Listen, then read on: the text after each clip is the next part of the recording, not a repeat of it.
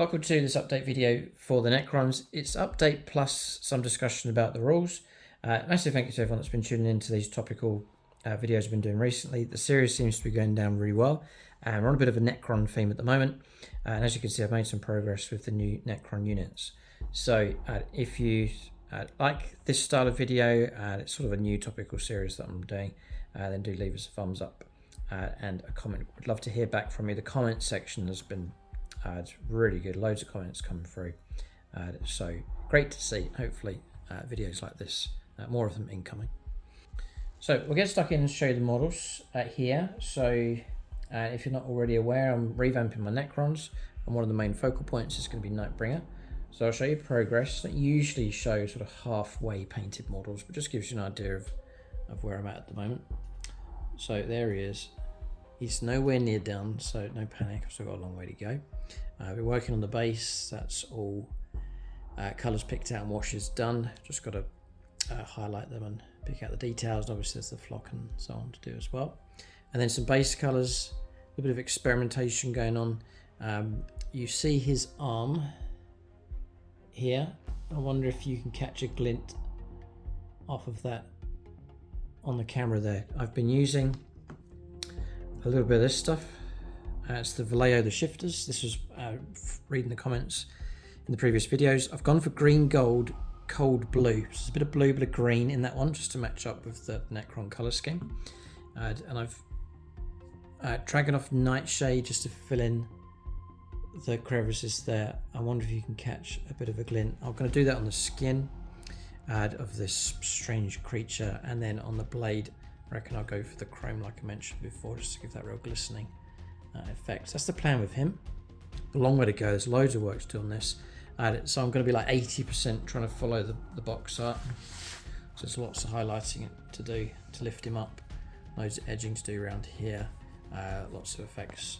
But I might just do my own take for the colours being used on the body and on the blade.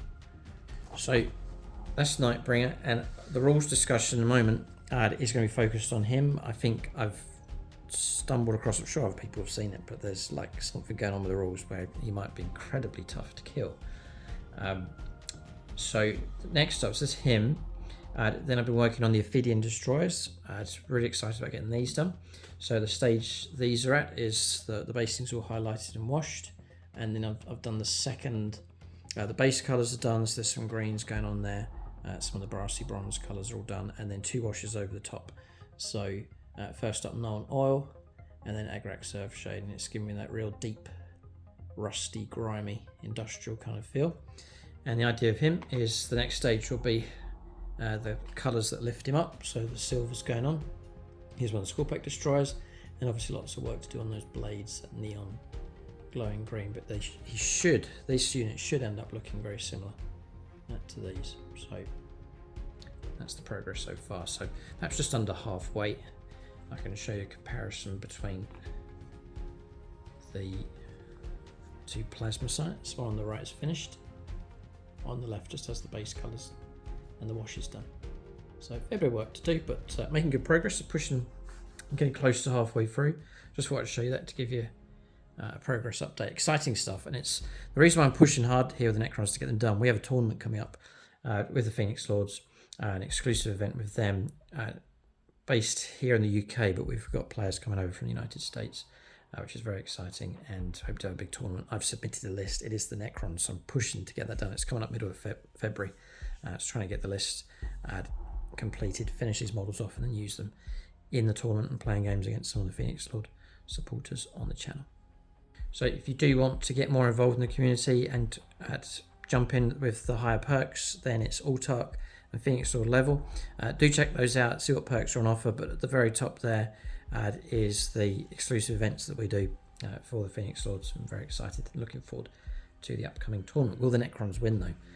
They really are up against some tough forces for sure. But it's not the winning, it's the taking part that counts. But having said all of that, I think there's a really good combo I want to talk about here with the rules. So before we get stuck into that, just a brief shout out for our sponsors. So to pick up your Necrons at discounted rates, gamingfigures.com, link for them below. If your order's big enough, you can tap into free postage. And it's not just Warhammer they do, it's a hobby shop, so they stock all sorts of products. So check out their website, link for them below. The battle mat that we use, this is another battle mat from GameMat.eu. I think it matches up with the Necrons really well. I think it's called Toxic Badlands. You can check that out. Below is the link for GameMat.eu and then a discount code for 11% off across the store. And then lastly, for painting commissions, you want someone to paint your Necrons up for you, do get a quote from Art W Studios, link for them below. So it's to do with, the rules are to do with the survivability and durability of the Nightbringer. But not just that, but the ability to rebuild him rapidly and like insane. But I'm going to run these rules past you here. I'd love to hear your feedback on this one. If what I'm about to talk about is correct, it's like very powerful. So first up, he's tough to kill. We know that for starters. 16 wounds, 3 up save, 4+ invulnerable save, toughness 11, which is really, really good. So if the opponent's able to get past all of those, there's a lot of wounds to absorb damage, 3 up save, 4+ invulnerable is great. Toughness 11, as we said, and then on top of that is a feel no pain of 5+. So any wounds that do come through, 1/3 of them roughly you're going to be ignoring with the feel no pain. And then on top of that, when attacks are allocated to this mod, it's -1 to the damage characteristic of those attacks as well. So all the damage 2 weapons will become damage 1. If you start stacking all those things up together, he really is a super bullet magnet. And I could play him deliberately that way, to control where he goes, but to deliberately expose him to danger because of his ability to tank the damage coming through. Because if he's absorbing the damage and surviving and absorbing lots of firepower, lots of attention from the opponent, it means the opponent's not shooting at my other units and it leaves the majority of my Necron army to maneuver around, fulfilling secondaries, destroying enemy units and so on. So that could be a way of using him. Because at the end of the day, I don't think he's actually that dangerous, dare I say it, but like, he's got 6 attacks and 2s, strength 14, -1 d6 +2 damage. Yeah, so you could mess up a vehicle. Their dev wounds, he's dangerous enough, but he's not going to single-handedly plow through an entire enemy army. But it could be more powerful if he distracts an entire army, and their firepower and attacks and so on. So it could be, that could be the use for him, have him as the ultimate metallic bullet magnet on the board. He does get sweep attacks with the Scythe of the Nightbringer. He can do sweep, loads of attacks as well. So I think he could be more powerful as a deliberate bullet magnet. I do this, a similar thing with the Avatar of Cain for the Eldar, seems to work alright.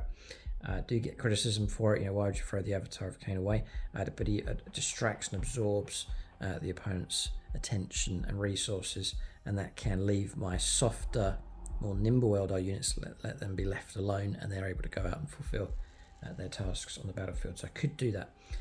Durability with him can be further enhanced by his ability to repair himself and be repaired by others. So what I'm going to go through next is a string of rules that stack up, and I want to run this by you to see if it's firstly viable and how much of it is viable, is legal. There might be a point where I have to stop and it becomes I'm not allowed to do it. If I'm able to do all of this, then this is like really, really good. So the first thing is I want to know is, does he get reanimation protocols? He does. It says here reanimation protocols for the faction. Can't see why he wouldn't get it. What it means is that he can repair himself.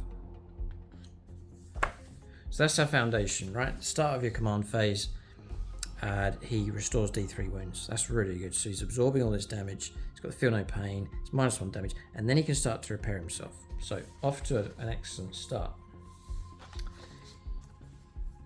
Then, what if he is next to this model, the Canoptic Reanimator? If he finds himself within 3 inches of that, then I think when he triggers his D3 wounds restored, the Reanimator will allow him to restore another D3. Nano Scarab Reanimation Beam, Aura ability, so friendly Necrons unit. Like, it has to be a Necron unit. I'm trying to go for as carefully as possible. Faction keyword Necrons is not some kind of separate type model.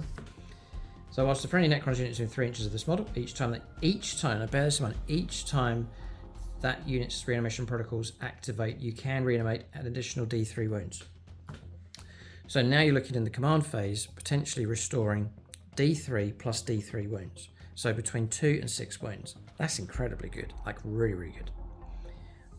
What if then, at the end of my movement phase, and these are all models that I have in my new list, which is discussed and shown on membership, the latest army development videos, you can check that out over on membership. We've also got an experimental battle report that we've put out as well, membership, the latest one against the salamanders, so you can check that out as well to see the majority of this list in action. What if I use my Technomancer and bring him in at the end of the movement phase and land him nearby? It says here, Technomancer, end of your movement phase, you can select on friendly Necrons model within 6 inches of the bearer. The model regains up to D3 lost wounds. Each model can only be selected for this ability once per turn. So now, on my turn, I have D3 wounds, plus D3 wounds, plus D3 wounds restored. So what we're looking at here, potentially, and I can't see why it can't be done, is D3 plus D3 plus D3 wounds restored on your turn. So you're between 3 to 9 wounds restored on the Nightbringer. And as I said already, it's already so tough to kill. And if you're able to stack up so many wounds so quickly on your turn, I think it's an absolutely deadly combination. So for example, let's say it's been reduced down to 2 wounds left. It's barely survived. We come to my turn. I do reanimation protocols. I restore 1 wound. Then that triggers the reanimator for another D3, so another 2, take him up to 5. And then I jump him in, because this is done at the end of the movement phase, so he jumps across, gets to within 6, and he restores another D3. So I've rolled terribly, so I've got him up to 6 wounds this time around, but from 2 to 6 wounds, I'll take that quite happily. And what does it cost me to do? It doesn't cost me anything to do it. I'll have another go, so say we're on 2 wounds left again. Just to give you a flavour of what this is like. D3 on himself, just the 1, so up to 3. And then that triggers him. 3 wounds come through, up to 6. And you can imagine the opponent saying, well, I've almost killed this thing and now it's resurrecting itself. He hops in for another D3. That's the result we're looking at. Taking it up to 9. From 2 wounds to 9 wounds with those abilities. But you must let us know if you think that is incorrect. I can't see why not, unless he doesn't get reanimation protocols, but I'm sure he does. It says that he does. So I think the comment section is going to be very interesting. I'll find it interesting, and do check out what others are saying in the comment section below. So can he restore himself D3? Can that then trigger the reanimator? And can I then bring the Technomancer across for a further D3? So 3D3 wounds per turn. That is the question. If that is the case, one of the roles I thought for Nightbringer was to just drop him in like in a quiet part of the battlefield and try and harass from an extreme part of the table.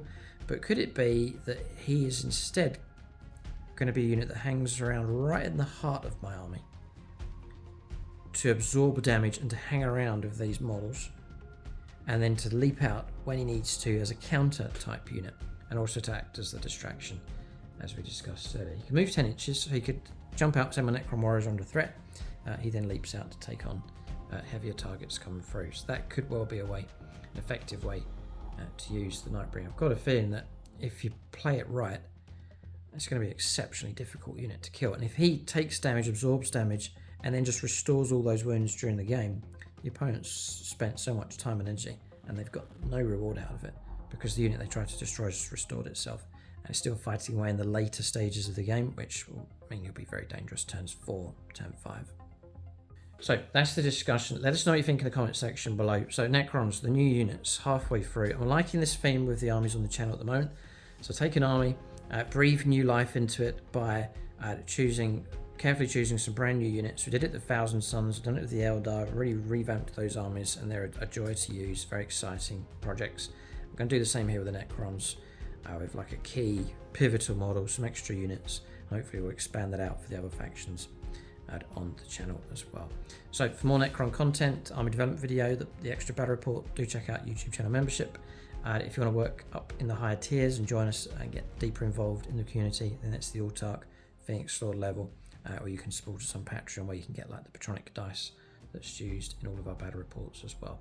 Big thanks to everyone that's been leaving comments, liking the videos. Hope to keep this series going. Hopefully in future add some further progress, if not finished models here for the Necrons, ready for the tournament event. Thanks for watching. Tune in next time.